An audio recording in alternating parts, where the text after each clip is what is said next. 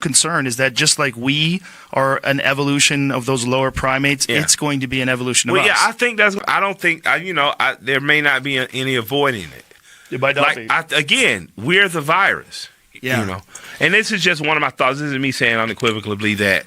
But we're cool. the virus. Just, the thing is people. This is the other side of it. People are cool. Yeah, They're cool. I often pray that they'll go ahead and attack this motherfucker. So white people and black people will cut the bullshit and finally have to unite like one great movie of Red October. Dude, I think we're going to get asses kicked. At least for one time in humanity, all the empires would have to unite. Like, that's what I'm saying. Like, do you remember that speech? No. You never heard it? Reagan actually said that. I forget who he was addressing. You may be the first person to actually, besides him putting in the civil rights, the King Day, you might get the only other thing I like about Ronald Reagan. It was a very strange thing he said. Okay. And one of the things that was really strange about it was that it shot off this gigantic wave of conspiracy theorists who were thinking that they're tell us something about contact. Check this out. Listen to this. Some outside universal threat.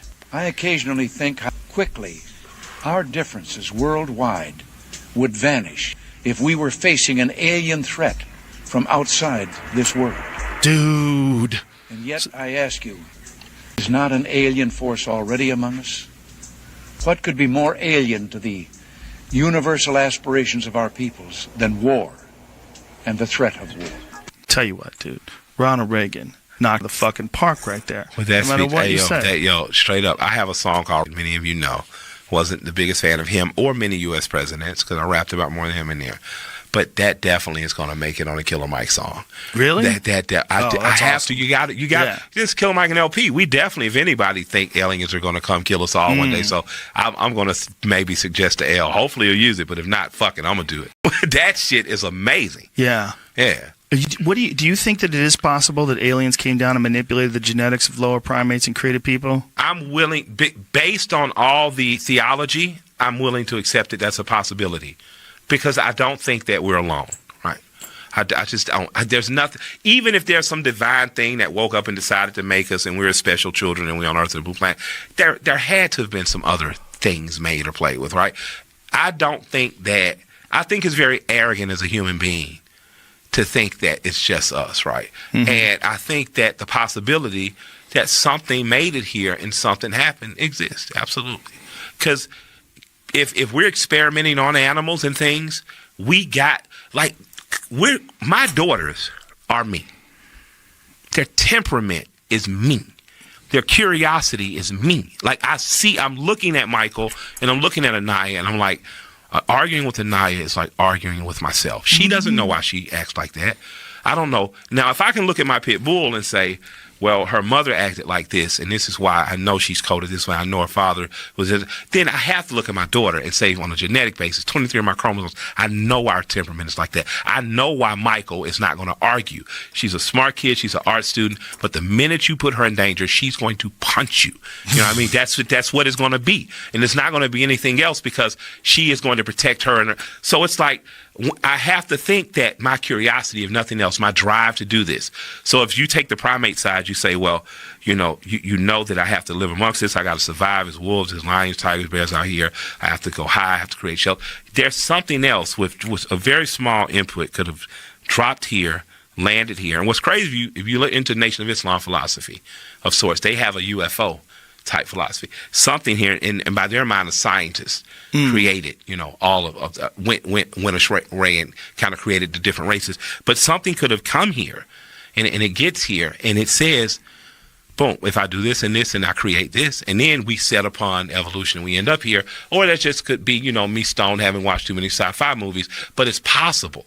It is possible. There's zero evidence for it, but it's certainly possible that if we could go to another planet that we knew had life, that it's possible if we found some lower primates that we would manipulate them. Yeah. It's very possible. If we had a full survey of another planet, we got there and okay, here's the good news. Good news, a lot of life. Yeah. Bad news is the most intelligent thing is basically a chimp. But we got some ideas, and what we're going to do is we're going to plant some seeds of our genetics in some of these chimps. They're going to be smarter than the other chimps, and then we're going to leave mushrooms everywhere. Yeah. Why not? Yeah. Leave the mushrooms everywhere. Let the chimps eat the mushrooms. Maybe we're fishbowl. Maybe. Yeah, because again, we very arrogantly think of ourselves as, as top choice. But maybe we're just a virus on this living thing. Maybe we say, but you think about it. We could go extinct. Yep. A mass virus could kill us all. Yep. That's what we're constantly fighting. The Earth wouldn't stop. But the thing about viruses, virus is wholly negative in our eyes. I don't think we're wholly negative to each other. I don't think a virus thinks it's wholly negative. So what I'm saying when is they're that eating you up, you're having a good party. When you get the flu, they're like, dude, it's a party up in this bitch. If this thing is really a living thing, if the Earth is really a living thing, we are possibly the worst things for it. Oh, for sure. Why shouldn't it get rid of us? Other than meteors. Yeah.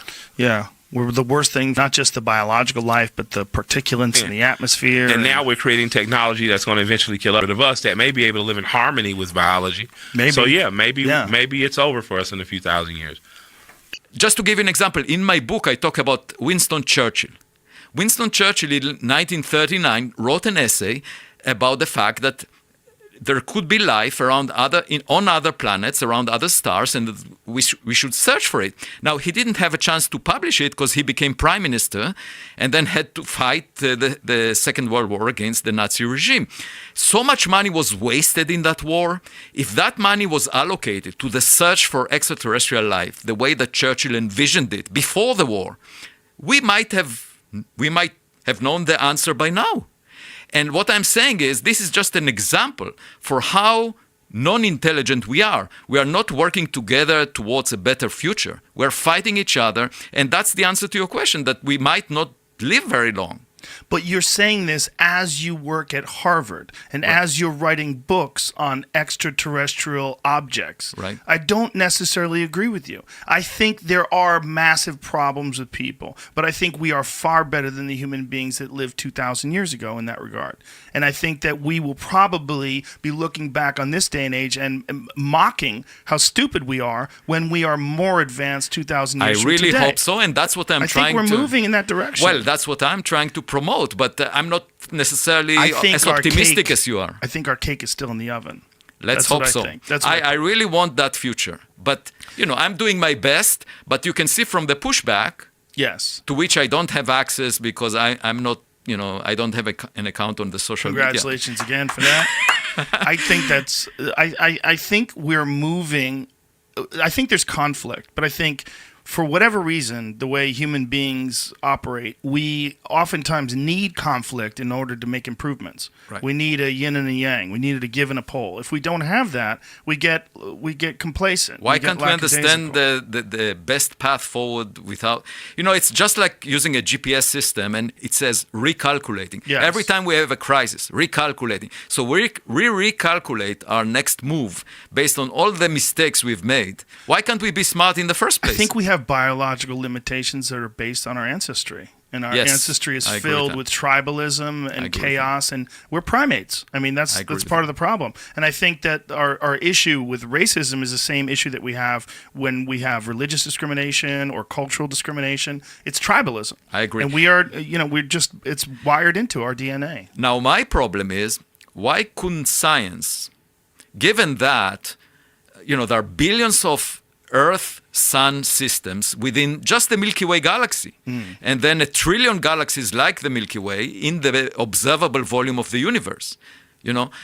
Why can't the mainstream of astronomy simply say, conservatively, just assuming the most conservative, not speculative assumption, conservatively, we are at the middle of the road, kind of life. It's very likely that we're not unique and special. And let's just look for evidence, search for it. Why should there be a taboo on discussing this subject? That makes no sense. For example, astronomers are now contemplating new telescopes of the future that will cost billions of dollars to taxpayers, okay? That would search for oxygen in the atmospheres of other planets around other stars, because oxygen could be indicative of life, microbial life. I say it will never be conclusive, such a search, even if it costs billions of dollars, because the Earth, for 2 billion years, the first 2 billion years of the Earth's history, didn't have much oxygen in its atmosphere. There were microbes, but the oxygen level was quite low. And then it suddenly rose after 2 billion years, half of its life. So not finding oxygen doesn't mean there is no life. And then if you find oxygen, it can be produced by many natural processes like breaking water molecules or other things. So it will never be conclusive. How can you make a conclusive statement if you find industrial pollution in the same atmosphere? You just search for CFCs. These are the molecules produced by refrigerating systems, by industries. If you find evidence for that, there is no way that nature can make these very complex molecules naturally. So I say to the mainstream of astronomy, use the same instruments and motivate them by this question of can we detect industrial pollution? And I wrote a paper about it. And the thing is, the public is extremely interested in this question. And the public funds science. So how can the scientific community shy away from a question that it can address with existing technology, when the public is very interested in that? How can there be a taboo on this question? That's the thing that really puzzles me. Now, I wasn't working in this area until the last 5 years or so. I was working in studying black holes, studying the universe, and I came across a number of ideas that led me into this rabbit hole, into this subject. Now I'm about to publish this book at a popular level, but also a textbook 6 months later that describes all the science that we have related to the search for life outside Earth, far from Earth. And I'm just amazed that it's not part of the mainstream. It's really surprising to me, and I think it's inappropriate because you look at physics, theoretical physics, there are lots of speculative ideas in it. Like people talk about extra dimensions, the multiverse, supersymmetry, superstring theory. All of these have no evidence to their credit. There is no experimental test, not even thought about, like in the next decade, the next 2 decades. But these ideas are part of the mainstream. So you see physicists giving each other awards and doing intellectual gymnastics, just demonstrating that they are smart. And to me, that's an unhealthy situation in physics. You can do it in mathematics where it's completely detached from any application to reality. But in physics, we are supposed to describe reality. And yet you have these intellectual... So it's as if the physics community, some parts of it, decided that the most important task is to demonstrate that you're smart. And that is really strange to me because, we're supposed to understand nature, not show that we are smart. This is before Eddie was deep into conspiracies. Back then, it was like he was like into UFOs and shit. It was barely into conspiracies. He's way off the deep end. So you get into UFOs, man. That guy, goddamn. Like, well, maybe it is true. I'm scheduled to have a phone call this afternoon with George Knapp. He wants to brief me on all this shit. George Knapp is the guy that broke the Bob Lazar story in the 1990s. Yeah. And, he shares my opinion. He's like, most of this is bullshit. Most of these people are liars. Most of these people are crazy. Right. But there's some real shit out there, too. Like a lot of these Air Force pilots, they have eyes on this fucking thing that's going 600 miles away in a second, like dropping down from 60,000 feet to 10 feet, like in a second. Yeah. And they're like, we don't know what the fuck this is. We have no idea how these things are doing this. Right. And that's some hillbilly, like, just talking about Sasquatch. Exactly. Yeah, it's Air Force pilots. Yeah. People who, they're trained to fly jets and have gunfights in the fucking sky. Right. These are exceptional human beings. Yeah. When they see things like that, you got to go, they know what the fuck they're seeing. That's so crazy. Yeah. Every day, you could go out there and look in the sky and you don't see shit. You go, there's nothing up there because you're not seeing it. But if you go to a fucking lake, you're never going to see a shark. You know what I'm saying? Right. Like, it doesn't mean sharks aren't real. Right. It's like you're looking in the wrong spot or you aren't there when they show up. But Right. they're real. So we have enough accumulated data to know that, there are sharks. They are real, but they're not in lakes. They're in the ocean. Here's where they are. This is how you find them. Go to South Africa. Oh, look, there's a shark. Yeah, let's go to Santa Cruz. Yeah. There's a bunch of them. Oh, yeah. Or fucking Catalina. Off of Catalina, there's a shit ton of them. I worked a Boy Scout camp in Catalina, and I was teaching snorkeling. and that was like the whole time I was shitting myself. Oh my god! It's the nicest water in the world, though. It's so warm and salty. It's Yeah. You just float, you know. We did fear out there a couple times. Really? Yeah, we did a couple of stunts. Nice. A couple of water stunts. It's a cool. We stayed on the other side, like there's the hotels on the one side and everything. We were on the other side, the campsites. It was awesome. I was like 13 and I got so roasted, my entire body became one blister. Oh no! Stupid. I was stupid. No sunscreen. None. Out there all day long. Yeah. So I don't know if UFOs are real, but it's certainly believable enough. It's not like the sky's empty. It's filled with stars. So do you now, after speaking with them, do you think we've had contact like that? Hard to tell. Yeah, Because but they could have been for lying. your own opinion, not for listeners, not for anybody else. Just you, when you're at home and you're chilling, do you think it? Don't know. I really honestly don't know. I couldn't say yes or no. I'm more inclined now to think there's something going on than I was before I met Lazar and watched that documentary. Because I was on the... Not that I was saying that aliens are not real. I think there's 100% life out there. For sure. Let's just say that. It's too big. Right. It just doesn't make any sense that there isn't. Right. It's the question of whether it ever has gotten here. It's the weird question. And it's also... The problem is that you feel foolish talking about it because so many people who believe in it are foolish, and so many people who tell stories, their stories are foolish. So you feel foolish kind of going along with it. Right. But I'm very careful about stuff like that because I'm like, just because something makes you feel foolish doesn't mean it's true. You know, like, or doesn't mean it it's isn't wrong. true. Yeah. So I definitely think there's a very high likelihood that there's life out there, and it's entirely possible that something's gotten here before. But as to whether or not something really has made contact with people, I don't know. If I would say, like, where's my scale, it's like probably 65% believe. Yeah. 35% going, Especially after talking to that guy. Yeah. That- But he could have experienced something that was an experimental aircraft that they didn't want to tell him. Right. You never know, man. I mean, I just don't know what the tech... Look, I'm a moron. Like, I don't understand physics at all. I have no knowledge of propulsion systems or mathematics, and I don't know what the top of the field in propulsion experts are capable of today. I don't know. There might be some shit that they're working on that they've never really perfected, so they've never actually implemented it in the battlefield or something like that, but they have some sort of a drone that looks like it would be filled with 3-foot-tall people, like these aliens that they described. I don't know. And they're not going to fill you in on that. If you think it's aliens, then fine. It's fucking aliens. Exactly. You know? I mean, who knows what that was? I mean, they're taking this guy who was a physicist from Los Alamos Labs who went to Caltech, and they sent him to these classes at MIT to learn fucking nuclear shit, and then they try to see if he can figure out how to back engineer something. They try to say, that doesn't mean it comes from another world. I mean, it could have been a Russian thing. It could have been something that the Germans figured out. I mean, I don't know.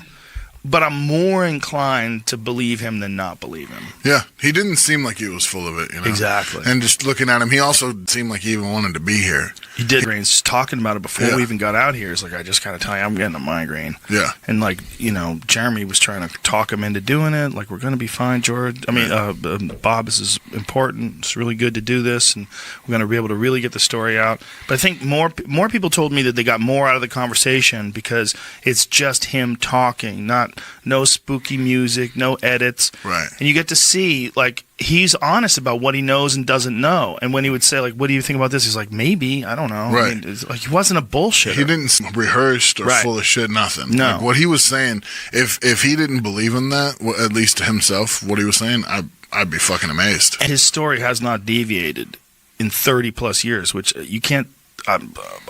You try to have me tell a story of something that actually really did happen from 30 years ago, and I probably told it a bunch of different times. I don't know what we still podcast with, Exactly. you know? It's hard, especially when my memory varies day to day. Like, some days it's awesome, and some days it's dog shit. Yeah, it's crazy how that's Yeah. You've had a few concussions, right? Oh, yeah. I have horrible. Same, because you had a lot of these guys on your podcast, like Graham Mancup, Yes. Randall Carson, John Anthony West. Yes.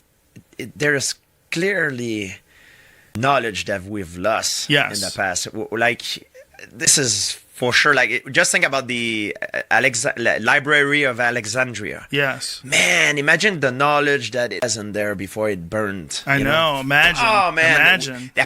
people thinks we lost like 1 millennia, like just when it burns that Well, of knowledge, medicine, botany, Yes. science.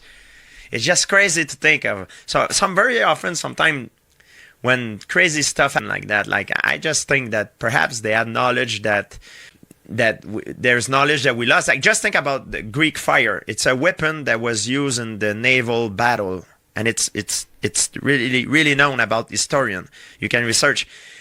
They still don't know exactly how it works, but it was so destructive. It was like at the time it was like a weapon, like they didn't want to share, and it was known to be very efficient in naval battle. I don't know what that is. Fire. If you go Greek fire, you'll get it. Boom. It was used in naval battle. So they used to throw fire, flames, and they used to people that are burning. They still burn in the water. So they think it was made with some kinds of petrol or they still don't know. They cannot recreate it. And it's clearly something that a lot of historians have talked about. It's called Greek fire. It's just an example that it's clear that it's a technology that we have lost. Well, if you just the pyramids are a perfect example of technology lost. It's like the best example. Like those ancient civilizations almost letting everyone know, hey, there is information that we have that's so above and beyond what's expected of people from this era. Yeah. Because if you think about people that lived 2100 BC, you don't think about someone that had the kind of proficiency to create something that when people don't understand, it's not just that the pyramids were big, but they were so perfectly designed that when they put all the stones, they reached the top. Like if anyone was off by even a half an inch at the bottom, as time went on, an inch here, an inch there, by the time they got to the top, it would be all fucked up. It wouldn't be perfect. But the pyramids were so amazingly perfect, and they were originally covered in smooth limestone. So smooth, polished limestone that would probably be insane to look at if you were staring at it from a distance. Like this immense structure of 2,300,000 stones, some of them cut from quarries hundreds of miles away, all perfectly aligned and put together by these people that lived thousands and thousands of years ago. Most scholars would say they use a ramp, but if you think about it, like there's other scholars that would counter that by saying the construction of that ramp need to be in an angle that it could be so difficult to do that it will challenge the construction of the pyramid itself. Well, again, it's like may use a ramp. I don't know what they used. We don't know. Yeah, but whatever they used, it's so amazingly precise. Yeah. That they were able to make this 2,300,000 stone structure. This still to this day. I haven't been, but I have friends that have gone. Like my friend Andrew Schultz just went. Danica Patrick, the race car driver, she told me she just went. People that I know that have been. My friend Eddie Bravo, when he went, he's like, you get there, you're like, what the fuck? Yeah. It's so big. Apparently, it's like an awakening. Yes, that our idea of what it is, when you see it in a photograph, it looks incredible. But I guess I need to go because I guess when you see it in person, it's just like a complete reset. Like it recalibrates what people are capable of because you have to think like, man, this is 4,500 years old. Think about Darren Kuyu, Gobekli Tepe. Yes, man, it's Gobekli Tepe's 10,000 years older. Yeah, right? Yeah, it's like 12,000 years old. You know, like at least. Like how do you conceive that? And sometimes what happens is that it gets infected by other civilization that passed there after that construction. So they think they are the one that built it. I think is it Pumaku, the one that there's clearly two different technology. You see the stone are perfectly aligned with perfectly cut. Yes. Then you have other stone that are just on top, like it's like a butcher's job, and it's clearly not the same technology, the same people that built these two layers, Right. So well, that was also John Anthony West's concept of Egypt, that there's multiple eras. And that if you go deeper, like some of the stuff that they found when they dig deeper in the sand was a different construction method. It looked different designs, but still equally complex and fascinating. It's like there's probably many eras of human civilization, and there's probably been whatever it is, whether it's disease or some sort of a natural disaster or something that happened. Asteroidal impact was John Anthony or was Randall Carlson's and Graham Hancock's. Yeah. That's their theory. Is 12,000 years ago, at the end of the Pleistocene. Yeah, but Homo sapien is date to 3,000 years old. So imagine how many? 3,000. No, Homo sapiens. Homo sapiens 3,000. I think it's older than that. I think it's several hundred thousand. 300,000. Sorry. Oh yes. 300,000. Yes. Sorry, my English. Yeah. Oh, right. Homo sapien is 300,000 in Morocco. I'm 100% sure. That's why I read about this kind of stuff. I think they think it's somewhere in that neighborhood. Yeah. Yeah. But so if you take that 300,000. Sorry. 300 time for an evolution. Right. Why would it be only in the last 10,000 years that we would, invent such immense structures? It's kind of strange. It makes sense to me. Well, it's also we're different from all the other animals. Like we're the animal that wears shoes. We're the only animal that wears clothes. We're the only animal that manipulates its environment the way we do. I mean, other animals think, bees make beehives and shit like that, but they don't do anything even remotely interesting in comparison to what we're capable of doing and what we have done for thousands and thousands of years. And why? One of the things that Bob Lazar said that he was taught when he was at Area S4, at Area 51 S4, was that one of the things that they were telling him was that human beings are the product of accelerated evolution, and that these creatures occasionally come back to check upon our progress. And which is crazy. Wow. But that might be how it works throughout the universe, is that these beings that are very far advanced, they come back and they see these creatures that are pretty close, and they give them a little boost. They push them ahead a little bit, because otherwise it would take so long. And maybe we don't have the amount of time because of the fact that we're in this fucking shooting gallery of asteroids, that these things come down and whatever progress you make is wiped out by impacts or by supervolcanoes. It's crazy. It's not that crazy. If you look at the belief of human being through evolution, like in ancient Greek, they believe in they were believing in different gods, in different times, different civilization had different belief. Now some people believe Jesus walked on water, which is fine too. That's their belief, If you believe that human was, the result of alien beings, it's another belief, it's not. Everybody believe in different things. It's not that crazy if you think about what we're doing. They just the helicopter on Mars, like yesterday. Yeah, it was recently. Yeah. So we're doing weird shit by sending things to other planets, and they roam around and take photographs and send it back to us, and we watch these high-resolution images from the surface of Mars.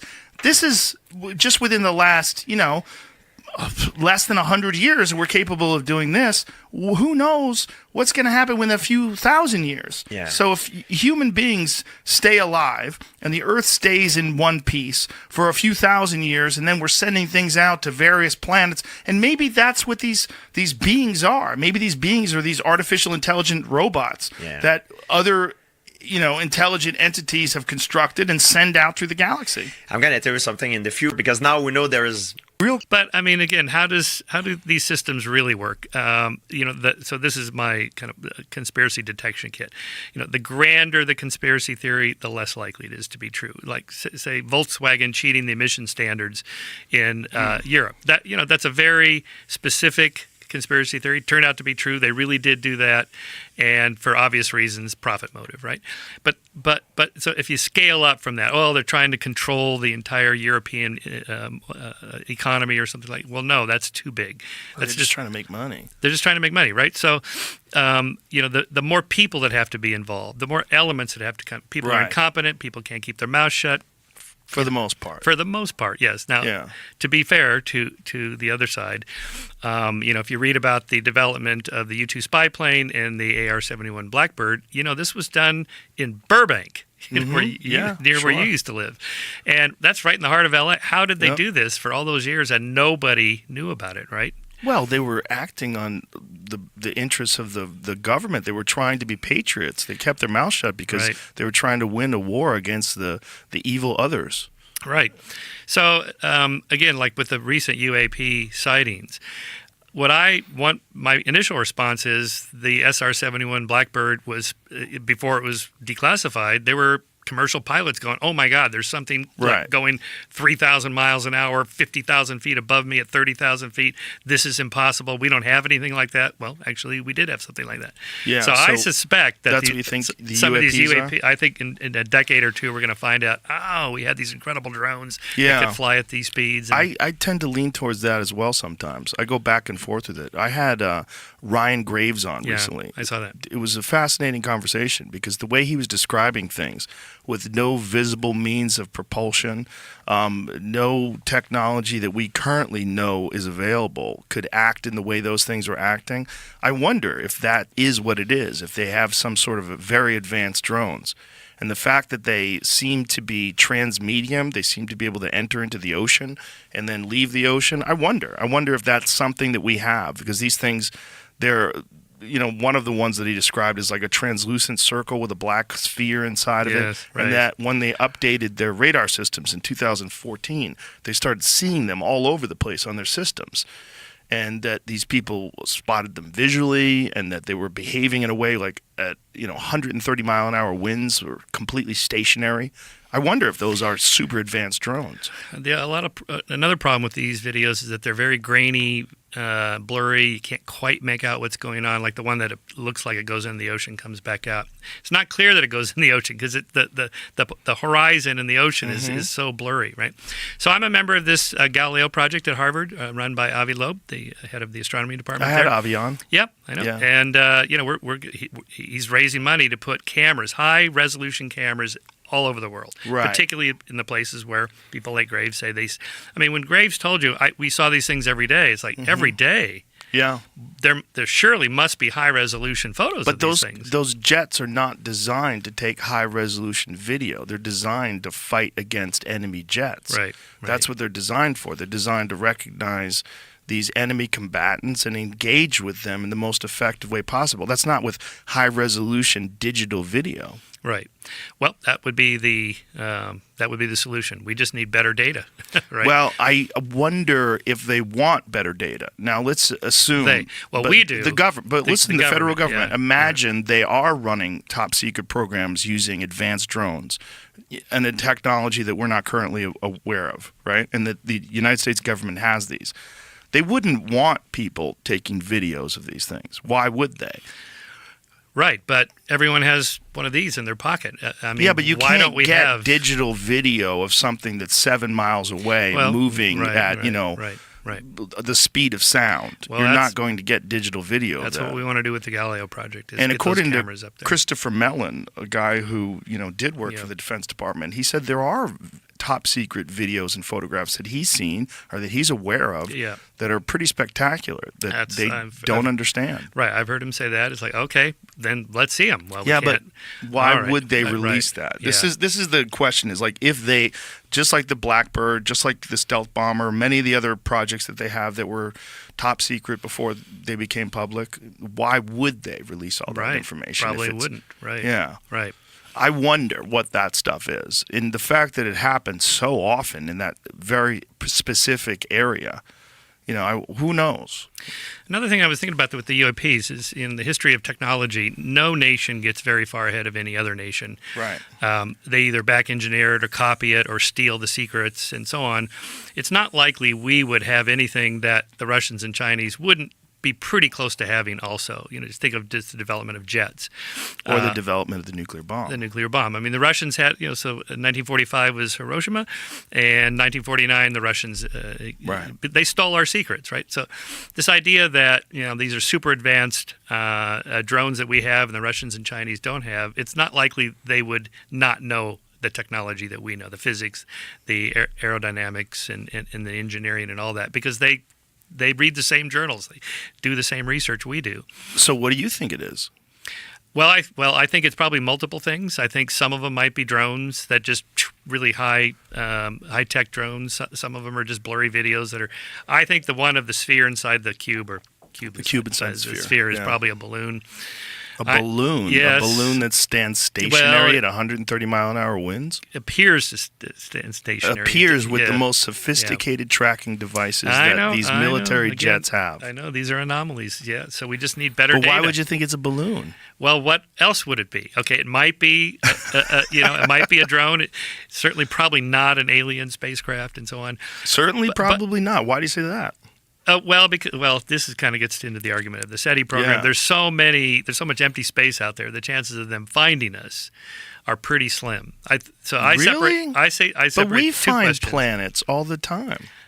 Yeah, but We are telescopes, not right. visiting. Telescopes and satellites Right. and all sorts of things that we send into space. But we find planets all the time that are in the Goldilocks zone, and we have very relatively unsophisticated in terms of like what we'd expect from something that's capable of intergalactic travel. Relatively simple technology in comparison to what we would think if you took what we have today and you increased our capabilities, 1,000 years from now. You could imagine that it would be quite easy for someone to at least send a drone from another planet to visit Earth and observe. This is the Fermi paradox. Yes. Yeah, that you know of. And where are they? Well, of course, most scientists like him don't think they're here. So I separate two questions. Most scientists. Michio Kaku thinks they're here. He's been a little fuzzy about that. He's not totally committed to that. He's totally committed. He was think here. so? He was here, and he talked about it on the podcast. He said for the longest time he was a skeptic. Oh, yeah, that's right. Okay, he has kind of come down on that side a little bit. But why would you be firm on that? When you think about the fact that there's hundreds of billions of galaxies in the known universe. Yes. Let's separate two questions. Are they out there? Have they come here? Are they out there? Almost certainly. Right. I would say 99.9% they're out there. I would agree with you. 100 billion stars in our galaxy, 100 billion to a trillion galaxies. Just do the numbers. Yeah. No matter how improbable it is, you get from bacteria to big brains and civilization, it's going to happen. Right. But have they come here? Okay, so how good is the evidence for that? Not very. It's pretty thin, right? How good? It's anecdotal. It's human eyewitnesses. It's blurry videos, grainy photos. If they were here, damn it, where's pick up the widget on the dashboard and bring it back here. But just looking at what we know that these fighter pilots have witnessed, the data that they've acquired, when they're looking at something like Commander David Fravor, who, when they were off the coast of the Nimitz, when they tracked that thing that went from above 60,000 feet above sea level to 50 feet above sea level in less than a second. What's that? I don't know. Yeah, what is that thing that they have visual? They have visual contact by multiple sources, and they tracked it, and they have video of this thing moving off at insane rates of speed. What's that? Yeah, I don't know. This is the problem with anomalies. No theory explains everything, right? But if there was any evidence that pointed to something that operated in a way that we can't comprehend any of the known technologies being able to reproduce, that's one of them. But no technologies come out of a vacuum like that. They always build on previous technologies. Right, but if you're talking about something from another planet, well, okay, or something from another right. civilization that we're not aware of that's on Earth, maybe that lives in the water, we don't know. We don't know. And when you're seeing these things, when you're talking about people that are the best fighter pilots that we have available, that are operating with the most sophisticated fighter jets, with tracking systems that are constantly being updated, and then when they update them, they start picking up these things, like Ryan Graves discussed on the podcast. Why would you think that those are not possibly something from somewhere else? It depends on how you want to pose the problem. So here's how I think about it. So I take Leslie Kean's a book on UFOs and pilots and generals go on the record and so on. In that book, she says 90 to 95% of all sightings have perfectly normal explanations. I would probably agree that's true. So the question is, what do we do with that other 5% of anomalies? Okay, no theory explains everything. There's always going to be anomalies in every scientific theory. What do you do with it? Nothing. You assign it to a graduate student to figure it out, or that's future research. Rather than going to a grand theory of visitation by aliens, or the Russians or Chinese have these super advanced technologies that we don't have, or we have them and they don't have. I mean, again, if we had this technology, surely the Russians have something pretty close to that. There's nothing from the videos in Ukraine of any Russian drones that act anything like these UAPs. Surely they would use this technology if they had it. Well, we're assuming that those UAPs are military in nature and not something that they use to observe things. It could be. I mean, why would we assume that these things, if they're capable of behaving in this way and they're just some sort of a device that can travel at insane rates of speed, why would we assume that those things can launch missiles or act in a military capacity? Right. And you know there are UAP sightings over Ukraine. Yeah, but so Avi did a nice paper on that, showing that these were artillery shells, and not what the other people said they thought it was, that it was like a drone or a plane or something weird like that. He showed that if it was what they thought it was, it would have had a much bigger impact going through the atmosphere at that speed and burning up. But it didn't, so these are artillery shells. Anyway, he did a nice paper on that. Interesting. So, but what about these things that supposedly move far faster than the speed of sound without the sonic boom? Yeah, how is that possible? How is that possible? That's right. It's not. That's so where it gets weird. That's where it gets weird, right? But that's where is it the really question moving? Is it ours? Is it really moving at that speed, or is it a misperception of the video, a miscalculation? Scientists make miscalculations of these sorts of things all the time. Yeah, that was one of the things that was posed to David Fravor, and he said they have multiple sources of data. It's not just like one system that's monitoring these things. It's multiple systems. Yeah. No, I follow these guys. I agree. They are incredibly credible, right? And they have good arguments. What do you do with the anomalies? I think you're an anti-conspiracy theorist. That's what I think. No, I'm a skeptic, Joe. I know you are. You literally are the editor. What's your position in Skeptic Magazine? I'm the editor-in-chief, publisher of Skeptic Magazine. You're literally a skeptic. Yeah, that is my day job. Yeah. But it isn't that I don't believe things. I believe the theory of evolution. I think the Big Bang Theory happened when people like Neil deGrasse Tyson and my quantum physics friends tell me quantum physics is true. This is how we know it. To me, it's weird, spooky. I don't really understand it, but okay. We have tons of evidence. So vulnerable. And that's one of the weirder things. So first we should get into what you do, because you have a very interesting theory. Tell everybody what your background is, first of all. Yeah, all right. That does seem a place to start. My background is in anthropology, biological anthropology. My research mostly focuses on evolutionary anatomy, biomedicine. I've done some archaeology, various places around the world, in Montana. But the reason I'm here, I assume, because according to my friend Matt, we were butchering a mule deer, I think I shot. And I was like, yeah, I gotta go to this conference. And I was like, do you want to know what it's about? He's like, nobody gives a shit about what you do on UFOs, man. I was like, damn it, he's right. Like, I did actually used to do a lot of what I thought was cool stuff. But no, the main thing is that I've become known for advocating for this idea that UFOs and the aliens are actually our time-traveling future human descendants.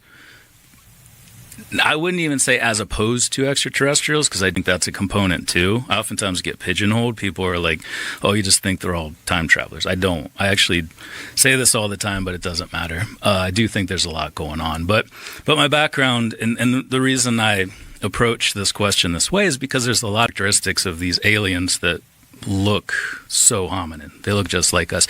And specifically what we'd expect to see in future if the same evolutionary trends continue into the future. So I kind of just tie those things together. And even the saucer-shaped craft seemingly are time machines themselves. So that's kind of the cliff notes. It's a theory that a lot of people have independently sort of come to, right? Yeah, especially recently. And the concept of, well, if you just think about ancient man. I was watching this documentary on Neanderthals last night about this one intact Neanderthal skeleton that they found it had sort of been he had died in a cave, and there's stalagmites. Is stalactites or mites? How do you say it? Tights are up, mites are down. So he was essentially mineralized. Mm-hmm. There was stuff all over the body, and it took a long time for them to break this body. I think I saw that. Was that on Netflix? No, I was watching it on YouTube. Maybe originally it was on Netflix, but it was just documenting how strange this body was that they had found. But it was immensely strong, like much stronger than us. One of the interesting things was that their visual cortex, the part of the brain that would process imagery, was larger than ours, 10 to 20% larger. Yeah. And that so these things probably had better eyesight than us, perhaps even were able to see at night, and that this was a bigger, stronger version of a human being, like much more durable than what we are, modern 2025 Homo sapiens. Yep. If you just look, that's it. So that's one of them. Cool. Neither human nor Neanderthal. Oh, really? This is published. Is this the same? This might not be the same one. This is maybe a different one. That's a weird one because what's that fucking thing on its head? That's what it says. It's a stalactite growing out of it or something. Wow. In a weird form. Weird. Yeah, it's like a unicorn. Like a crest. They do have a sagittal ridge. Yes. Homo erectus had one. There's an offshoot in hominid lineage called the Paranthropus or robust Australopithecines, and they had a full-on like gorilla style sagittal ridge. Because they were vegetarians, so they just chewed all day. Right, so they have muscles to chew. Yeah, their face is huge. Wow. Neanderthals, they were just big. It's just a robusticity thing, but there is evidence from Shanidar Cave in Iraq where they were using their teeth as tools. We think they were like tanning hides. They were whole hide in their mouth and then like scraping all the nasty bits off. Oh. You can see that in the tooth wear. So yeah, they were pretty badass. They were the first, I don't know, I think this is cool, but a lot of people think I'm a nerd too. Were the first to use like for 2.8 million years, we just hit a piece of rock and like, oh, this is a cool tool. But then they figured out that if you hit the rock in just the right way, the piece that falls off, even better tool. It took us like 2.5. Like Yes, exactly. You make an arrowhead. And from going on, like I got to work at a place called Chez Pinot à Jonzac in southern France for a summer, and it was a Neanderthal. And we found these. Actually, it's pretty funny because when we first got these tools called MTA hand axes, Musteri, and it was Schul tradition hand axes, and there were only 8 found in all of Europe. And they said, if you guys find one of these, we'll buy you all the beer and all the cognac you can drink. So we're in the Cognac region of France. And we found one like the 4th or 5th day. We went on to find 7 more over the course of that week. We doubled the number of these things in existence in all of Europe. And they were not lying. They bought us so many damn beers. Like archaeologists like to drink. You know, we dig and it's boring as hell. You know, it's not Indiana Jones. We're not around banging hot chicks and flying on planes. We're like, we got a spoon and we're doing this for 8 hours. So, I actually found the last one on the last day and it was by far the worst one. Like I had to argue that it should even count as one of these.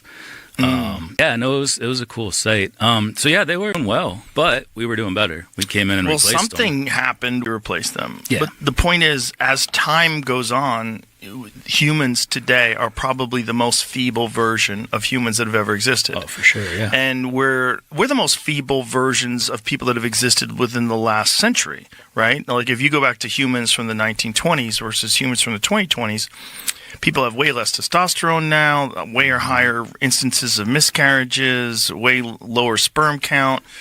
You know, there's a lot of factors that are at play right now that are changing what a human is. And if you extrapolate, if you look at the future, you would naturally say, well, we're probably going to be very thin. It seems like there's at least some sort of a push to eliminate gender. Like gender seems like it's on the table as whether or not it's even necessary. There's all sorts of new technological innovations that are leading to the possibility, at least sometime in the future, of an artificial womb. Mm-hmm. There's genetic engineering with CRISPR and a lot of other different technologies that are being explored that we might be able to engineer human beings and then even create a complete individual human being without a mother, without a father. So if you thought about what that looks like in the future, like one of our problems on this planet is we all have different ideologies, different religions, come from different parts of the world. We look different. And human beings, as tribal primates, have a tendency to other. We other different tribes. Those are not us. We are us. Those are the enemy. We go out, but exactly the same, and we share one mind. You know, then a lot of our problems go away. Yeah. If we no longer have to compete for resources, we no longer have the desire to procreate and to acquire land and to be, to have a territory, we eliminate a lot of our issues. And that's what these things look like. When you look at the archetypal, these iconic sort of shapes that have been on cave walls all the way up to Close Encounters of the Third Kind, one thing they share is that they have no muscle, they have large heads, they have big eyes. And they're very paedomorphic, as we say. Yeah, you just tied together like a lot of really important points related to this theory. Aspects of why they're always interested in our gametes, why they come back and put that little machine on a man to collect semen, why they're constantly taking eggs from females and implanting fetuses, pulling them back out later.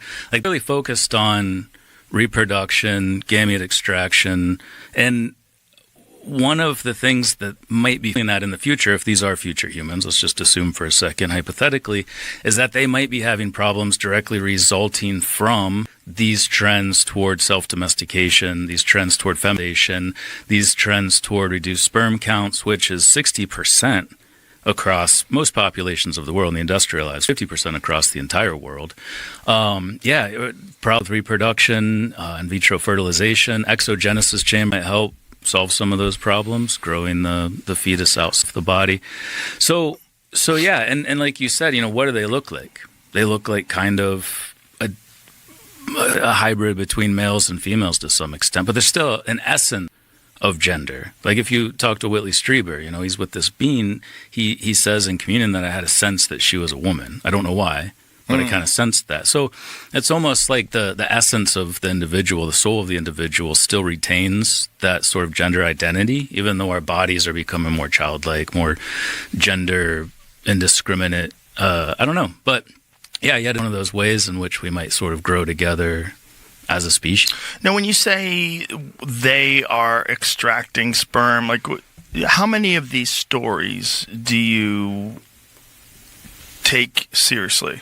There's a lot of these stories. It's a great question, yeah. There's unfortunately for any sort of spectacular public thing that's in the zeitgeist, like alien abduction, whether it's Whitley Strieber from Communion or the John Mack books, the guy from Harvard that wrote, what was it, Abduction? Past the Cosmos and Abduction, yeah. Good books. Great books. But these are all books about encounters, close encounters of the third kind with some sort of a being from another place. Whatever it is, it's just not a human being, and it seems to be technologically at least superior to us. And it seems to be one thing they all seem to share is they seem to be able to communicate telekinetically or telepathically. Yeah, and I mean, they aren't human, but they're very human too.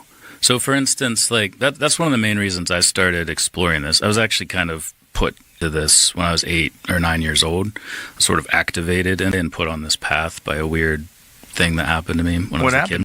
Well, so I talk about it in my first 2 books, Identifying Objects and the Extraterrestrial Model, where I learned about a close encounter that my dad had. He was a veterinarian in Northeast Ohio where I grew up, and he was out one night on a call with another guy. So there's 2 people. As far as J. Allen Hynek's reliability scale, has more reliability because there's multiple witnesses. It's also strange on his scale because they crested the hill. There's a bright light. This is an Amish country. There's no lights in Amish country. And all of a sudden, this bright light darts toward them, hovers just above their tree, darts back to where it was, and straight up into space at incredible speed. So this happened before I was born, but I overheard him telling the story to some friends one night. He got Whitley Strieber's book Communion, as most people did in the 1980s, and as they should. And I walked into the living room. The book is on the shelf facing out. And I remember, like it was yesterday, sort of stopped, and there was like this light, like a white light. Then I saw this image in my mind of like an early hominin, chimpanzee-like creature, a modern human, and then that archetypal gray alien from the cover with this information. What if they're related? What if they are us from the future? And obviously, I mean, that's why I became a biological anthropologist. People are always like... So you saw this? Yeah. It was like a flash, like a light. And, it's weird looking back on it because I know a lot more about experiences. I've talked to people that have had these types of experiences. What setting? It was our living. So it was like you come in the front door and just to the left there's this living room, built-in bookshelf, Whitley's right there. I just turned the corner, saw it, and then like just kind of it just came. Like I didn't know shit about evolutionary mind. Just this white, that image of the three faces, and then the question, could they be us from the future? And people are like, how'd you get into UFOs? Like you're a biological anthropologist. It's the opposite. I got into biological anthropology to research this question of they could be us from the future. Huh. So this you felt like at that moment it wasn't just like a weird thought or a dream. It felt like a message. Like what did it feel like? Yeah, it was a tasking. You know, I think Rupert Sheldrake said that people don't have ideas. Ideas have people. I thought was like hey, go do this thing. And that's why we're here now, talking about it. So, you know, you got to be careful about like selection bias and confirmation bias. Like I didn't go into this. I didn't go into grad school. Didn't tell anybody in grad school I was there because they would have kicked me out. But I went into it with an open mind. But I was there to study these things because of that event when I was 8 years old. Wow. Yeah, it is a problem, the confirmation bias. It is a problem with wanting it to be real, and I struggle with that because I desperately want it to be real. And so every time I talk to someone, you know, I've talked to a bunch of people that are, you know, air quote whistleblowers, and some of them I think for sure have been sent in here to distribute disinformation. Yeah, no doubt. For sure. Great place to do it. Yeah. I'll listen to you. Yeah. I'll entertain almost anything. Which we need that. Yeah. You know, but yeah, I mean, obviously there's people that are going to take advantage of it. But I think it's important for me to say I'm not convinced. I don't know how much of this is horseshit, but it's not zero.